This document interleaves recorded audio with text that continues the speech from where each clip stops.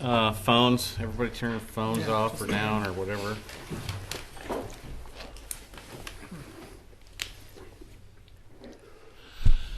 Okay, so I will call the regularly scheduled City Commission work session to order for Tuesday, April 12th, 2016.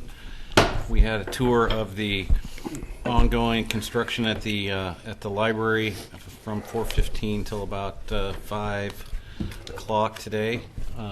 So we won't be having a library update. So feature agenda items. Anybody? I think you had mentioned an interest in homelessness at some point. Yeah, I think it's something we're going to have to talk about.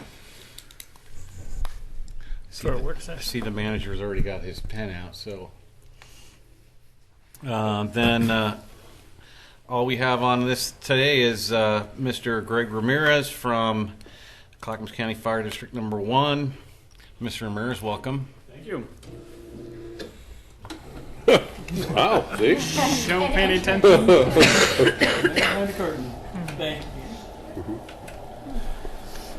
Okay, well, first off, thank you for having me.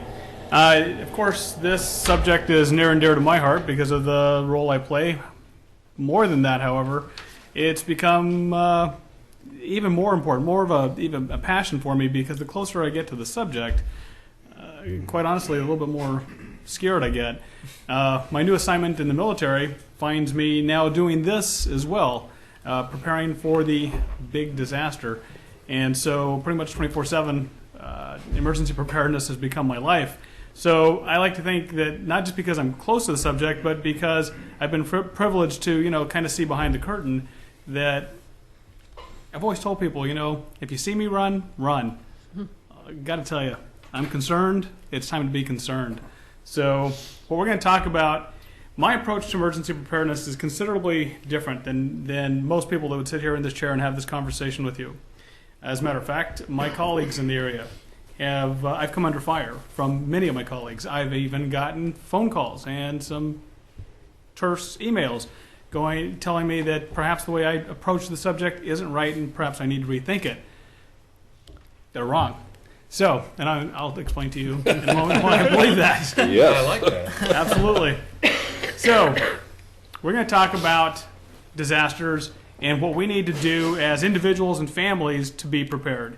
And then that will find its way into our communities, our workplaces, and then ultimately just make for a more resilient and prepared population. So, following a disaster, what we're trying to do is bridge that gap between the response time and the the time of the event and the time that responders can get there to assist. On a good day, here in the Northwest, in general, we have some fantastic response times. And in Clackamas County, I just looked at the run sheets a couple days ago for the last month. We do a fantastic job of getting to emergencies in very short order with some very talented people. So we're pretty proud of that. However, when things go off kilter a bit, those response times can be slowed. Well, when there is if in the event of a large disaster, those response times will turn from minutes to maybe hours and perhaps even days. After Hurricane Katrina, it was really 10 days before there was any semblance of organized response. I just spent the last, 7 days in my Army capacity. I'm now the medical liaison to the Joint Domestic Operations Command, which is a lot sexier than it really is. And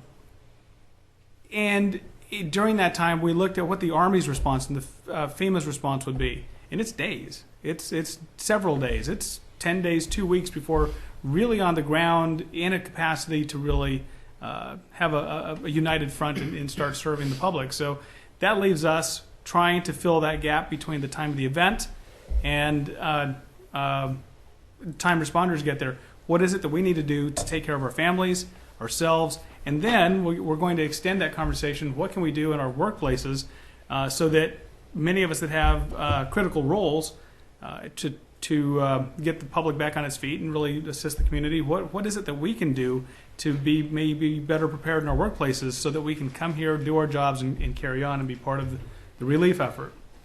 So this is where the departure starts, right from the beginning. My colleagues, FEMA right now advocates that families, individuals and families should be prepared for a minimum of 2 weeks, if not more. Well, guess what? That's a fantastic idea. I think 2 weeks would be a good block of time to prepare your families and just really help bridge that gap. However, when I have that conversation with most individuals, I tell them 2 weeks, they glaze over and I lose them. It's not a doable thing for most people. So I fall back to the original mantra of 72-hour preparedness. Is it enough? Maybe not. However, if at least I can get them to do this much, it's a starting point. And so that's why I start this conversation by saying I do things differently, and this is it. It's that I ask people to be prepared for 72 hours, and then we'll address that notion of 2 week preparedness perhaps further down the road when we've got those initial starting blocks. So I tell folks right away, this is not the conversation we're here to have. It's really not. I don't know, maybe after an event, these guys might be laughing at me. They might be sitting pretty fat and happy, and I might be the one struggling. That might be the case. It's just the majority of individuals that I speak with will not do this, will not dig bunkers in their backyards and things of that nature. And so I should preface everything I'm saying, my idea behind why I teach it the way I do is it wasn't done in a vacuum. It was after many of you may have received my survey that was sent out a few weeks ago. And as a result of a lot of work that I've done speaking to survivors of Hurricane Sandy, and then actual on-the-ground work that I've done interviewing people in New Orleans. I was actually one of the last people evacuated ahead of Hurricane Katrina. I was there for a medical conference, and I was evacuated just ahead of the storm, only to find out that the Army was sending me right back. And the phone call went something like this: guess what? You're going to New Orleans. I said, guess what? I just got back and you don't want to go. And they said, well, you're going. And so I got to be a part of that process. And so since then, I have stayed in contact with several individuals, and they've helped facilitate my outreach into the community to talk to people and kind of figure out why is it that people failed to be prepared. And we'll talk about some of those barriers to preparedness in a while. But this is one of them. People see this kind of thing and they figure, yeah, I can't do that. I can't afford it. And so they shut down to this whole idea of preparedness. So Hurricane Katrina, we had that conversation. So here are the barriers as I've learned them in speaking with people in depth and then conducting surveys. Quite honestly, the best information I've gotten has been over a cup of coffee talking with people face to face. But for the most part, it's this won't happen to me. And guess what? I'm sitting talking to people face to face in New Orleans who lived through the hurricane, and they said it won't happen to me. I'm going, how can you say that? I said, well, they call it a once in 100-year hurricane. I went, oh, okay. And they really have that mentality that it won't happen again because it's already happened. Well, some of the worst it won't happen to me folks are right here in the Northwest. I mean, we don't get really big stuff.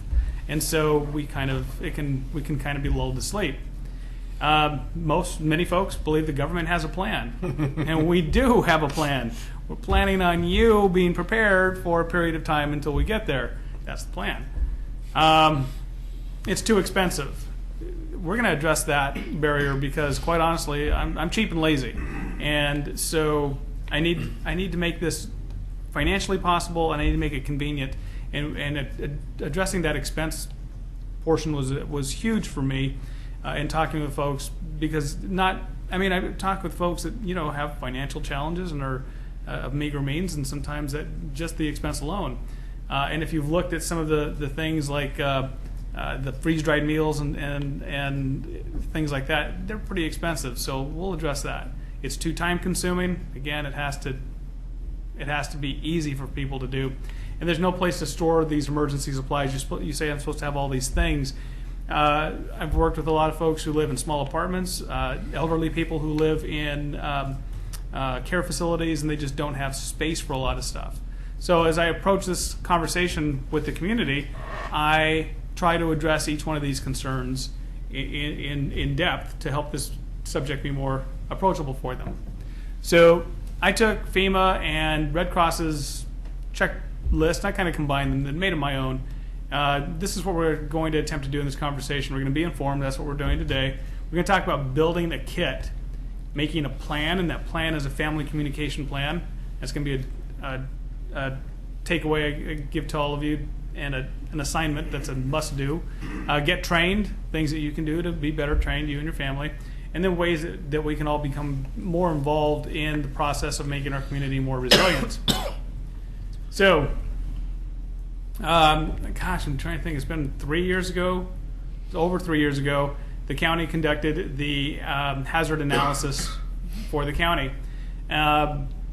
We sat with each one of the cities and we looked at a number of different issues, things that the frequency of things that impact our community, how prepared we are for them, and then the likelihood. And they put them all into a matrix, and this is basically what we come up with.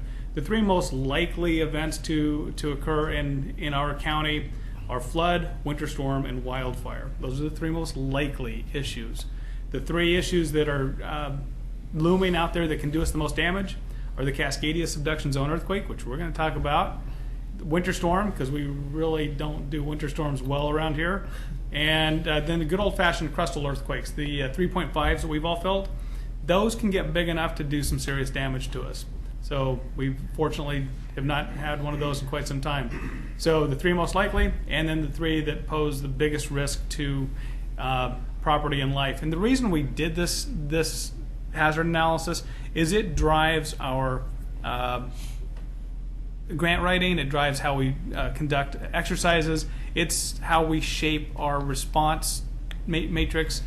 So a lot of things are contingent upon this hazard analysis. So let's jump right in and talk about the big one, the Cascadia subduction zone earthquake. So we all grew up.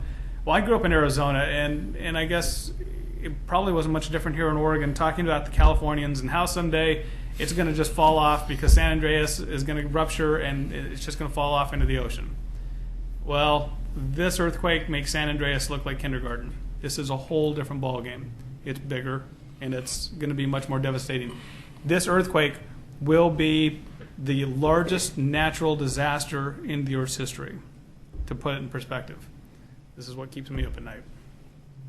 So here's what it is.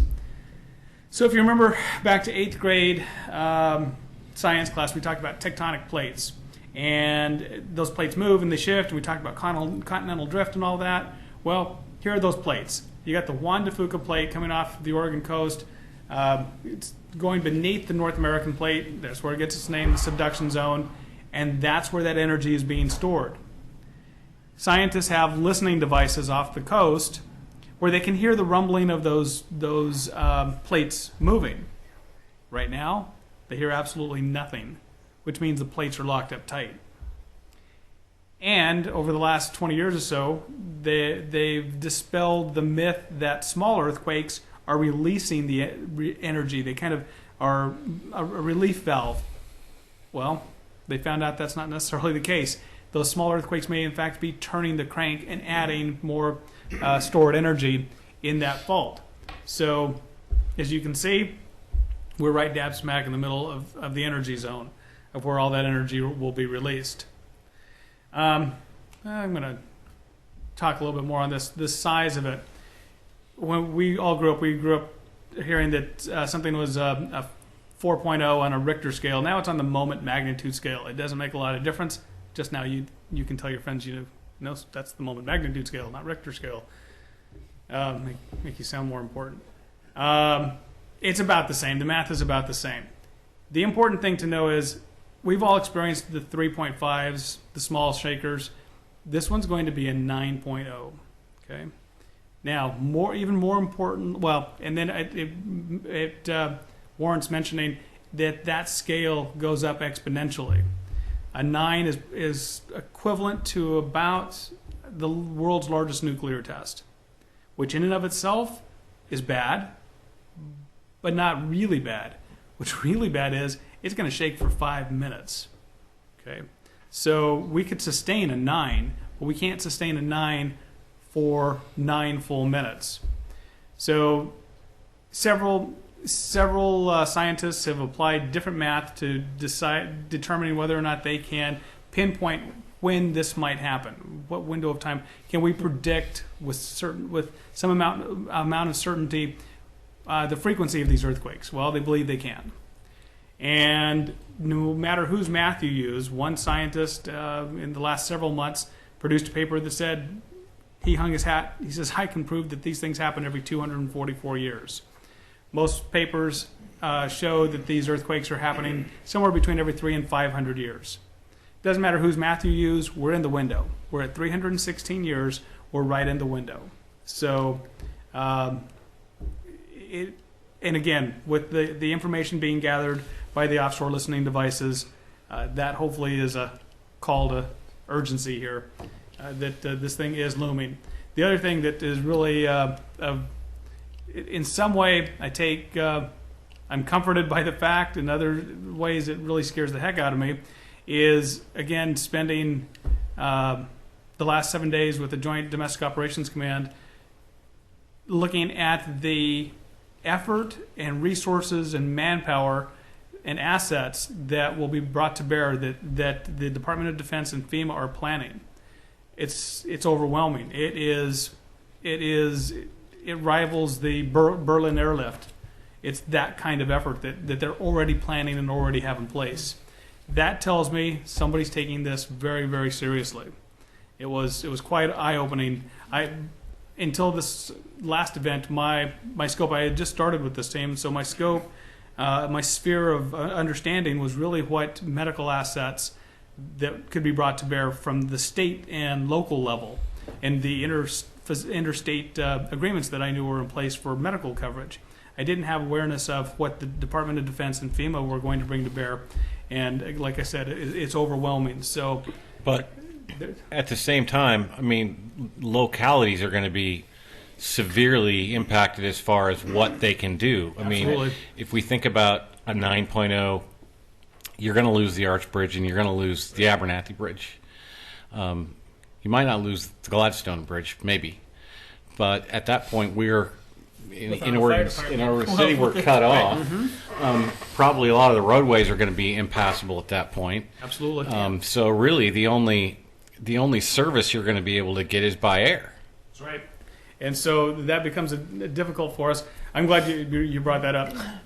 Right now, the Department of Defense and we at the state level are planning as though we will be able to mount some type of response. We have to for planning and exercise purposes.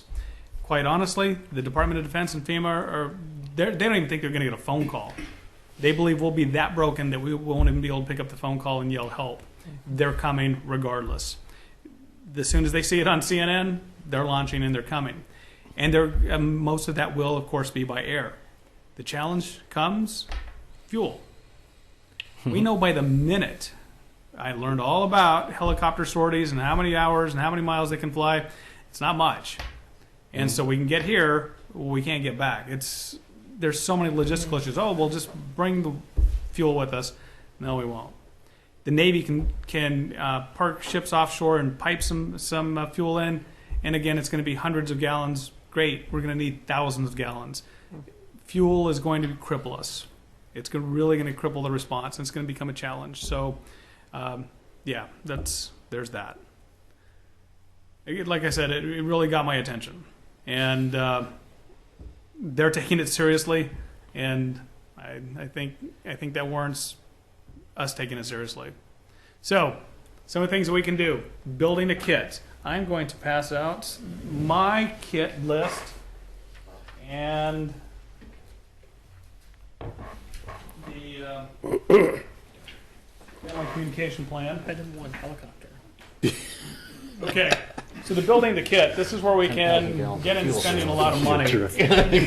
And this is where we can also get pretty excited and start putting out, several hundreds of dollars buying some pretty expensive things. I'm going to try and keep this affordable and simple. Your 72-hour kit, or your 2-week kit if you're real spunky, needs to address these issues: water, food, shelter, first aid, specific medical needs, I'll touch on that now so I don't forget to mention it. Specific medical needs are going to be extremely difficult. If you take medications every day and then all of a sudden Walgreens isn't available, what are you going to do? For some people, it's just, there's not a lot of options. In 20 years ago, many of us might remember, I remember, I used to just be able to call up my doctor and say, hey, I'm going on a trip. Can I get, 2 weeks extra of my whatever? Sure, no problem. And they would just write the prescription. They don't do that anymore. Insurances don't pay for it, and doctors are reluctant to write more than, specific periods of time. So that being said, it's hard to have a cachet of some of your medications. I've talked to people that have issues, and one person in particular has come up with a creative way, and that's she gets her medications a day or two early every month. So she's always stockpiling a couple extra pills, as it were, a couple days extra, and she finds herself 1 day, 2 days, and after several months, she's a couple weeks ahead. And that takes a lot of discipline because now she can't just stockpile them. She has to rotate those through so they don't expire. So it's a method, it's a plan, and I don't have anything better. So specific medical needs are going to be a challenge.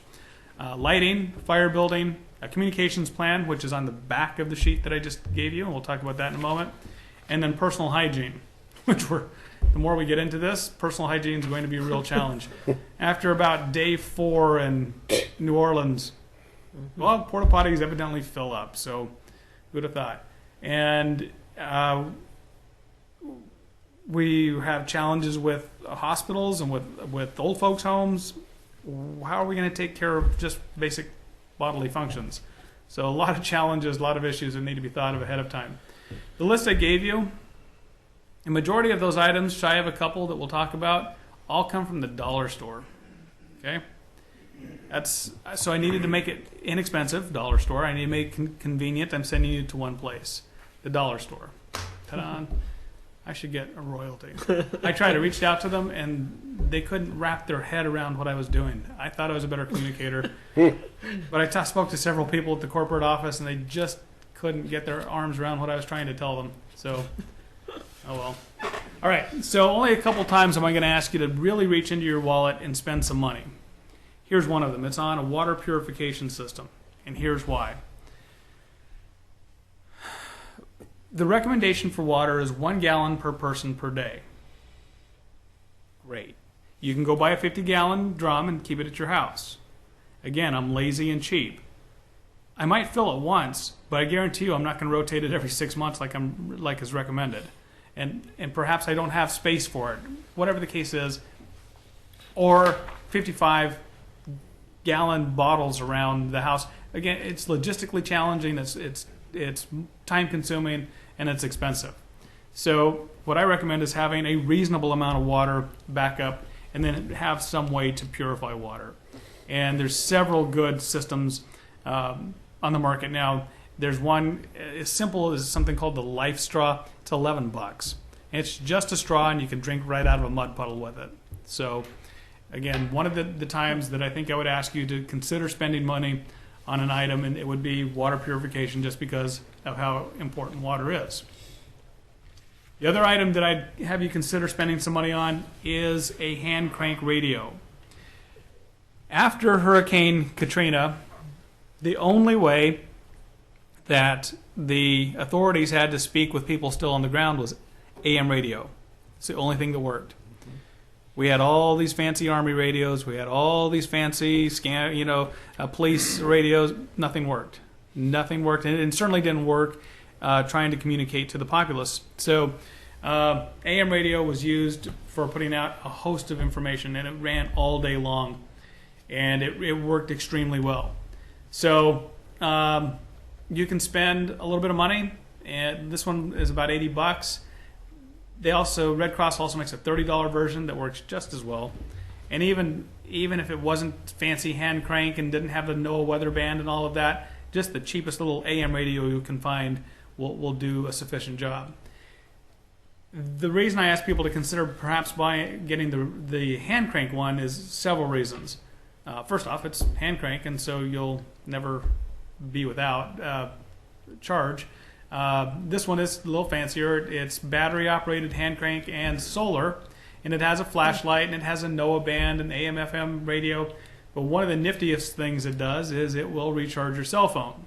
Yeah, but the towers are going to be down, so what good are cell phones? Exactly. Well, so we all used to, when we were kids, we all used to know at least a dozen phone numbers, right?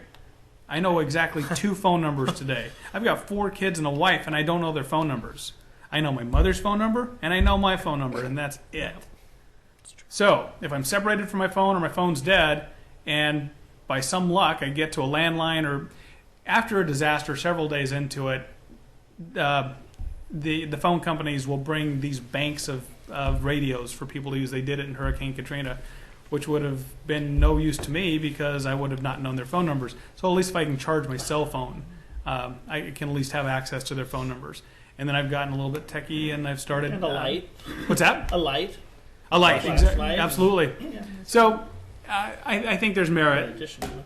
I think there's merit in it. So again, the cheap ones work as well as the expensive ones, in my opinion. And having access to your cell phone may be beneficial, depending. So the kits themselves, you can spend a lot of money on kits. Every day I wonder if I'm not in the wrong job, because evidently people are paying good money for them. The reason I put this one up in particular is your kit needs to be affordable, portable, storable, and convenient to put together. Well, one of those things I said was it has to be, you have to be able to evacuate with it. And this piece of roll behind luggage, I think, makes the best sense.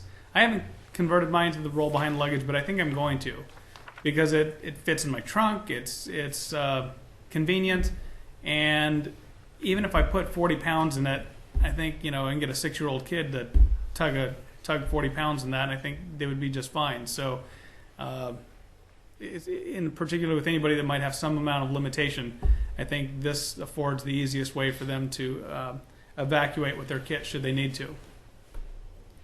Okay. So, now remember, FEMA wants us to prepare for 2 weeks.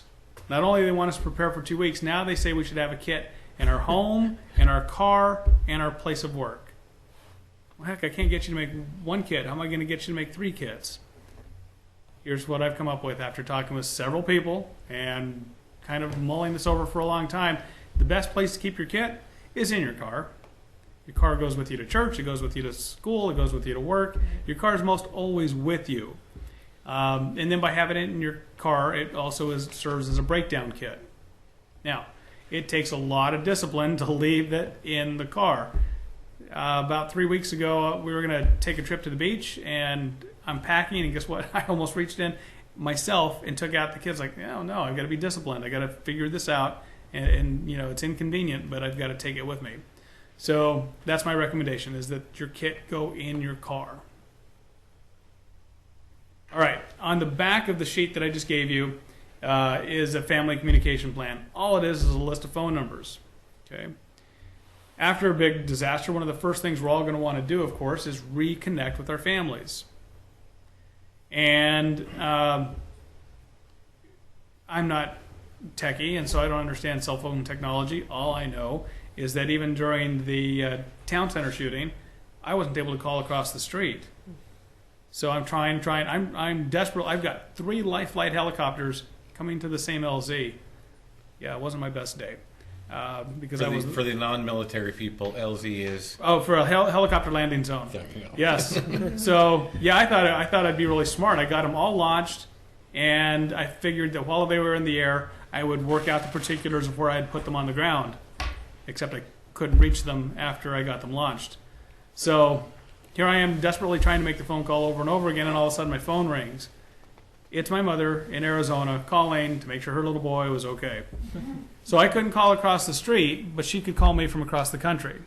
So you have to have an out-of-state contact. So my kids know that if something all falls apart, they call Grandma in Arizona, they check in, tell them what the plan is, I'll do the same, and at least we'll have some visibility and situational awareness as to where everybody's at. It works fine. It's fantastic if, again, the phones are working. So that list, you want to make copies of it, shrink it down, put it in your wallet, purses, glove compartments, your 72-hour kit, share it with everybody, okay? Because, again, most of us don't have phone numbers memorized. And if I get separated from my phone, let's say there was an earthquake, we duck, cover, and hold, we evacuate, and the building's not safe to re-enter, and I want to call and check on my family. Well, if I didn't pick up my cell phone from my office and I evacuate, I'm sure I might be able to borrow one of your phones, and then I can call your kids, because I can't call mine because I don't know their numbers. So, family communication plan. All right, one of the things that we said on the checkoff was be informed. I didn't put it up there, and I should. I got to tell you, FEMA has done an amazing job with one product called Ready.gov. Okay, it is one-stop shopping.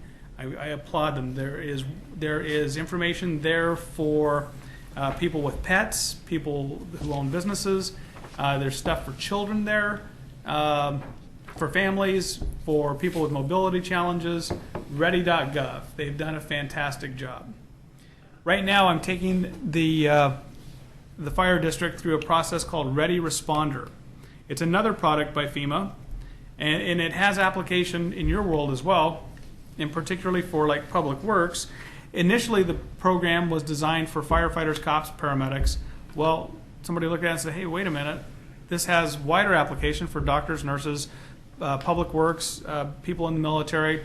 What it is a program, a mindset that has us say, hey, I need to make sure that my family's ready, that I'm ready, so that if I'm called to go to work, I can. So for the fire district, we are looking at several things. We're having having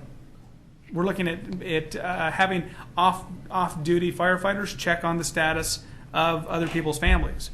We're setting in place out-of-state contacts for the entire fire district. So we're looking at what is it going to take to help build more resilient firefighters so that we can feel good leaving our families and going to work and being effective. Because we've done the interviews, taken the surveys, all anonymous, and 70% of us are going to check on our families before we report to work. And that's what we'll tell you. I think in our hearts that number might even be higher. So knowing that our families are safe is going to be huge. So Ready.gov and Ready Responder are two things I think you should look at. So on our website, we have a fair amount of information. It's not as robust as I would like yet. But if you follow me on Facebook, this is where we put out periodic information about things that are in the news, like the Zika virus and Ebola. If there's been an earthquake, if there's been an active shooter event, we'll follow on with something timely that has application for our area. And then if there is a weather event, I'm the guy that gets up at 2 o'clock in the morning and listens to the NOAA weather conferences. This is how Rhonda Shelby gets her information. They get up, they listen to these weather reports, and they project it minute by minute, and they send up updates at every little change, and that's what I do. I'll get up and I'll listen to those, and so if there's going to be a freezing rain, if there's going to be a wind event, anything like that, you'll be the first to know, because I'll put it out on Facebook before it ever hits the news. So some ways to stay informed. The last one? Okay. Well, one of the other check marks was ways to be involved. So there's several ways that we can be involved. In your workplaces, you can follow me on Facebook, and we'll send out reminders. In October, it's the Great Shakeout, which is an earthquake drill. In September is National Preparedness Month, and this last year for National Preparedness Month, I sent out a daily tip for every day in September. I should say, one of the other things is to give you some perspective of the what's going on in your community with regard to earthquake preparedness. In June is going to be an exercise called Cascadia Rising, Cascadia Rising is a FEMA Region 10 exercise, and the Army's playing, the Air Force, the Navy, the Coast Guard, cities, counties, even some corporations are playing, and there'll be activities all throughout the state. Your fire district will be conducting an exercise, a focused exercise. We've elected not to play with other neighboring agencies, not because we don't see value in that, but because we know we have a very narrow set of objectives that we would like to address. And one of them primarily is communication.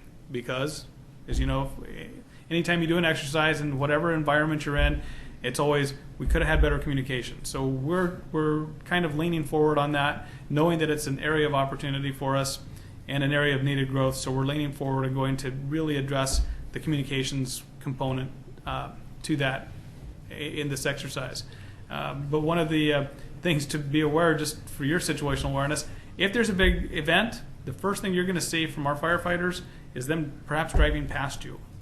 Because their first role and responsibility will be to do a windshield survey of exactly what happened, and then try and set about figuring out a game plan for addressing it. And quite honestly, we talked about earlier being fractured bridges and things that will go down. Several weeks ago, the Urban Search and Rescue team asked me to have the county produce a map that would show where the bridge failures would be and if that would create pockets of isolation. They thought that there would be a north and a south kind of separation. Well, of course there's going to be. No, there's going to be 16 islands created of pockets where you just won't be able to get out of. Yeah, so... And even if you can get out, where would you go? Where are you going to go? Exactly. So Island. Yeah. the bridges, the majority of the bridges are, people much smarter than me are saying the challenge with them is that the bridges themselves might withstand, but the approaches due to soil liquefaction will fail. So there's high hopes, again, people know much more than I do about this kind of thing, that perhaps the Tillicum Crossing will be intact and the Selwood Bridge. They have high hopes for the Selwood Bridge because of where it's built. It's not on the crappy soil near Portland, and it's new. So there you go. I talk fast, don't I? So likelihood is we're going to lose all 4 of our bridges. Yes. So the 205 at the Clackamas River, Gladstone, the Arch Bridge, and at the Abernathy. Absolutely. So we will be an island. We'll be an island. Yep. So if it happens while we're at work, again, we're doing everything we can to, me and my family, we're doing everything we can to make sure that we're self-sufficient where we're at. So we have things in our cars, and we're trying to, have a family communication plan. What good will that do if the cell phones are out? We're going to be isolated. You're going to need to be prepared to be on your own. The statistics, the latest statistic I've seen is there's a 40% chance that it will happen in the next 50 years.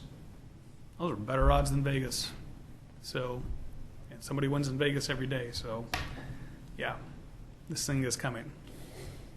What are your questions? You just a ray of sunshine. I know, right? I know. This has become my job, is spreading doom and gloom. And this is like the 3rd time I've heard this. Yeah, So and it doesn't get any better, does it, Brian? Yeah, I know. It's getting gloomier and gloomier. Yeah. I'm working on the kit. But what does a gallon of distilled water, what's the lifespan of that, Craig? So it doesn't have to be distilled, but the life is dependent upon the container that it's in.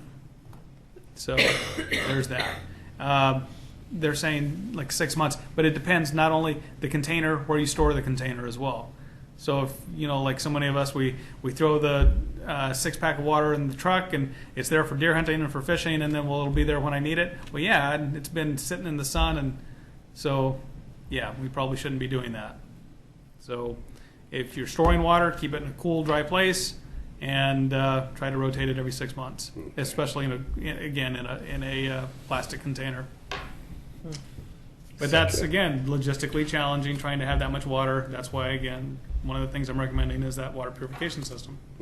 So I've done a lot of work in City of Portland buildings, and one of the things that the City of Portland has done really well is they have these giant, I don't know, like they're almost like 180 quart coolers, like these big things with wheels and a handle, and they have enough. They have a 3-day supply for every 10 people in the building, and they stuff those in corners and in closets and other things, and I think maybe that's something that, because if it happens during the day here, we're going to at least want to keep our senior people here on staff and still being able to function. I think the likelihood of us having our emergency operations center is probably pretty slim. It is slim. I mean, we're planning as if. We're planning as if we will have an emergency operations center. We're doing it at the fire district, at the county, Well, and I'm in the just saying military. our emergency operations center is the second floor of that building. Oh, that's not over gonna there, be- and that's going to be gone. No, I'm supposed to teach people duck cover and hold. I'm in that building. I'm not duck covering and holding. I'm jumping out the window. Yeah. So, And running. along with the 72-hour kit, there on that list, there's also items for a go bag. It's easy enough for the firefighters because we've all got lockers and we've got, personal hygiene stuff. The kit that you build, I think, should sustain you for 3 days. Now, in my kit, is there enough? Do I have the recommended calories and in gallons of water for 3 days? No, that's ridiculous. My kit would be huge. Instead, I've probably got 5 bottles of water, which will I be thirsty after 3 days? Yeah, I'll be thirsty, but I won't be dead. Will I be hungry? Yeah, but I won't be dead. So that's my kit is a manageable size. Again, it's about the size of that roll behind piece of luggage.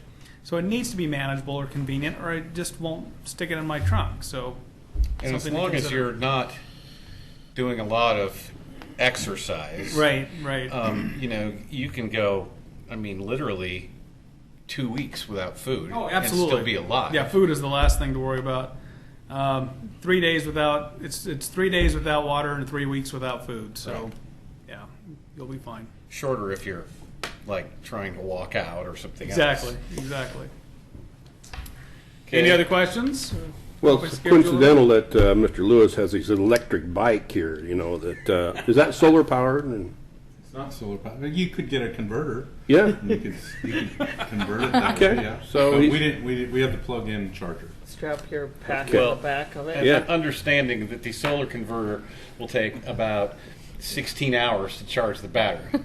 You can't just strap a solar plate on the back of that Drive thing and have around. it power it. Yeah. It does have pedals though, so you can actually pedal the bike in addition to the assistant. Doesn't have Okay. a key to shut it off though. Just saying. So you had mentioned 3 very typical types of emergencies. Realistically, with the way technology is now, how much warning might we have? So with the earthquake, that technology changes every day. I try to stay on top of the latest articles.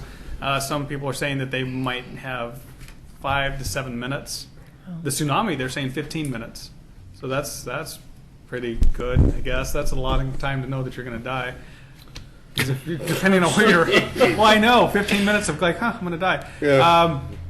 Yeah. So for the earthquake, I don't know that a lot of those technologies have been proven, but some people believe they can. Again, the tsunami, 12 to 15 minutes, the time that they have, the window of time they say they can predict. Pay attention to your critters. They're one of the most accurate. I would imagine Warning that's signs. probably going to be your best. Yeah. Absolutely. Cat starts freaking out. Your dog starts freaking out. Run. One advantage we have is that we're on the east side, and we over the the longer response time, we're expecting to get help from across the state and beyond that even. And while there's a lot of bridges between here and say Bend or Pendleton or some of those other agencies, we're on the right side, I guess, of the river for that kind of assistance. And from I know police and fire are heavily involved in that, but on the public works realm as well, we're talking to those other agencies about how they can assist, and a lot of them are, we've got these memorandums of understanding for staff and equipment, and I think the expectation is those agencies that have those kind of resources, and they aren't going to be the bigger ones. The smaller ones, probably not so much. They may be able to provide help, but I think even the farmers are going to be coming over, with their help. So I think there will be that. The hardest part we're going to have is, as we learned with the landslide, was just dealing with resources that we don't really even know when or how many or how much is coming. So having the local staff here to kind of help facilitate that's going to be something we've never done before. But I mean, that's what I've always felt about when I hear about all the bridges. I think, well, yeah, but we've got them all side. We've got some resources on that. Not a lot, but there's resources over there. You got a bridge from here to there too. I know there's bridges everywhere, but So, if we're talking about communications, even with the new system that we're talking about, those still rely on towers, still rely on power. Obviously, you're going to have emergency generators at those spots, but the likelihood is that you guys aren't going to be able to communicate with each other. Well, so that's one of the things that we're discussing. Our 800 radio system, we can do line of sight. I call it car to car. So we can. We're going to So you're going to station relays. relays. Yes. So we're going to set up mobile repeaters and then use people as relays, and then of course there'll be ham radios. So yeah. So you guys carry ham radios in the trucks? We don't. We have ham radios in our stations. So yeah, we're going to take this exercise all the way down to cans and strings. So we're going to Well, really what good break is the that? system. What good is a ham radio at the station if you don't have them in the trucks? So what we're going to do is we're going to have ham radio operators who will respond. So we have a response plan from our ham radio operators. They'll man the radio in the station, and then we will use the relay system to get the information to the battalion chiefs, to me at the county in the web AOC, and then to echelons above. Okay. That's the plan. And we all know about plans, right? No plans. And where are the emergency shelter areas for larger populations of people that say are homeless for? Good question. So the Red Cross has designated shelters. They don't necessarily release ahead of time where those shelters are. I don't know why that's the case.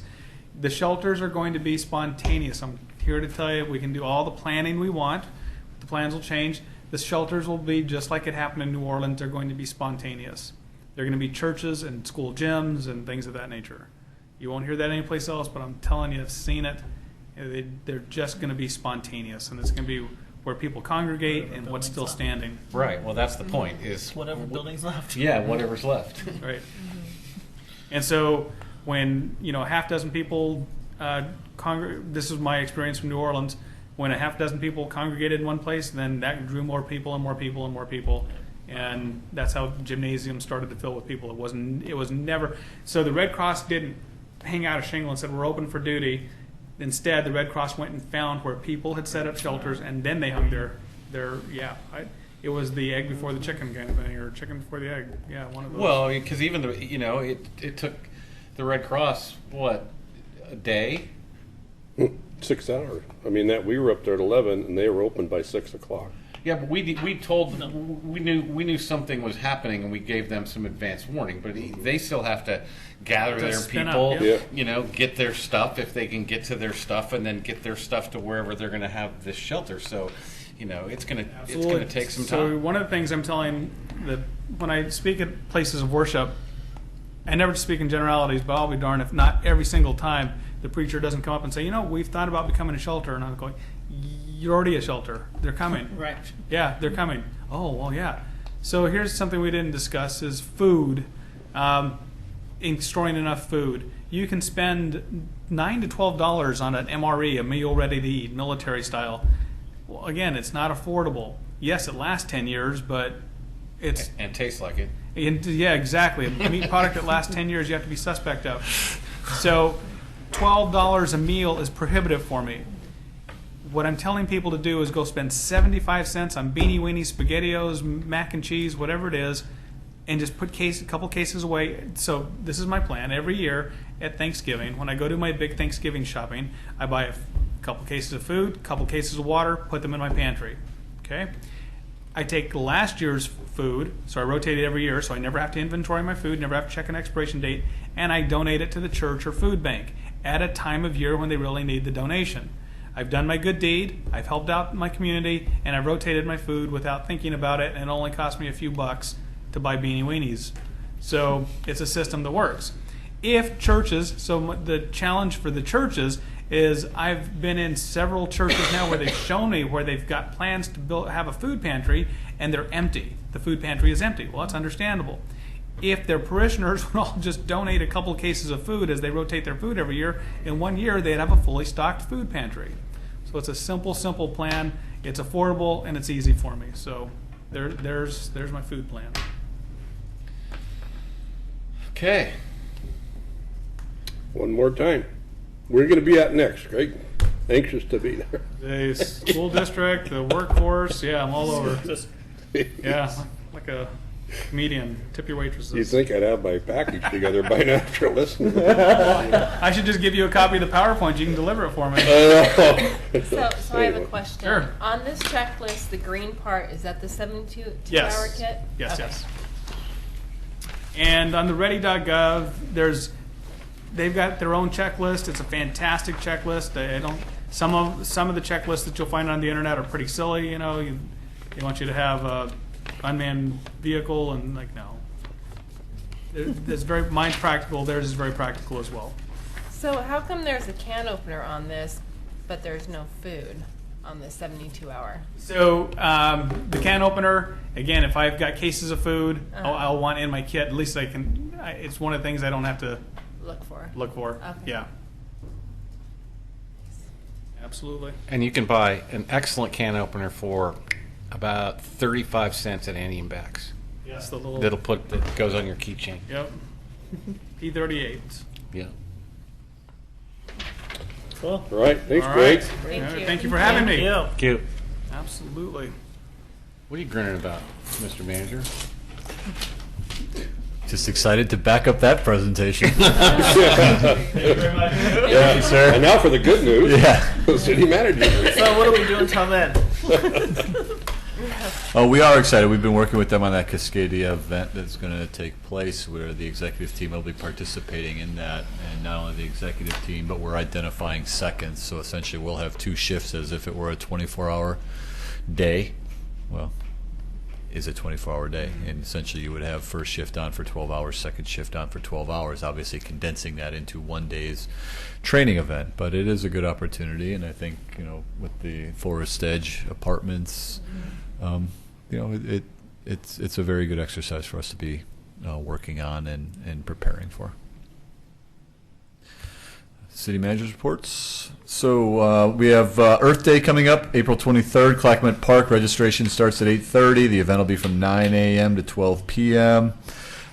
Please bring 2 cans of food for the Oregon Food Bank and wear an Oregon City event shirt from the previous year. Enter into a raffle with those being brought.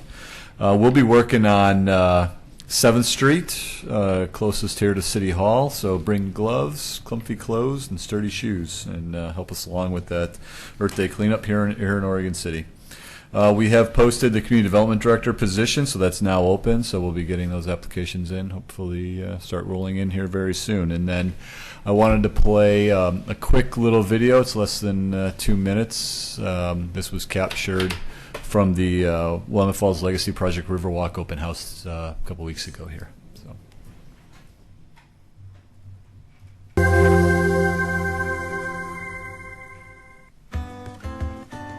When you think of the Willamette Falls Legacy Project and its Riverwalk, how do you imagine it? Designers, local leaders, and the community value your input. They want to hear your ideas and your inspirations for the Riverwalk. Oregon City, Clackamas County Metro, and the state of Oregon recently collaborated to host an open house for the public to participate and get involved with the project. Hundreds of people attended the event, hosted at the Abernathy Center in Oregon City. The event featured 6 different stations that offered the opportunity to learn about the project, ask questions to local experts, share stories, and pass along inspirations for the project. 2 large image-based games, allowed participants to talk directly to design team members from Meyer Reed, Snøhetta, and Dialogue. It has been over 100 years since the community has had public access to the Willamette Falls. With the area's culture and history, its environmental concerns, and regional challenges, this project has gathered a lot of interest. This event is only the beginning for this project, and assuredly there will be more events to come, but ultimately for the Riverwalk to be successful, the public needs to be involved. Your input is valuable, and now is the time to voice your opinion and make your inspirations about the Riverwalk heard. To learn more about the Willamette Falls Legacy Project, visit rediscoverthefalls.com.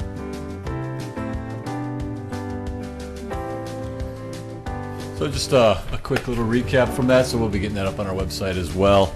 And so, just more to come. We'll have more public events. We'll be engaging the community as we go out. The next major event, Saturday, July 23rd, as part of the First City Celebration, will be going on. So we'll keep you updated as more events happen. So that concludes my reports for tonight. Communications, anybody?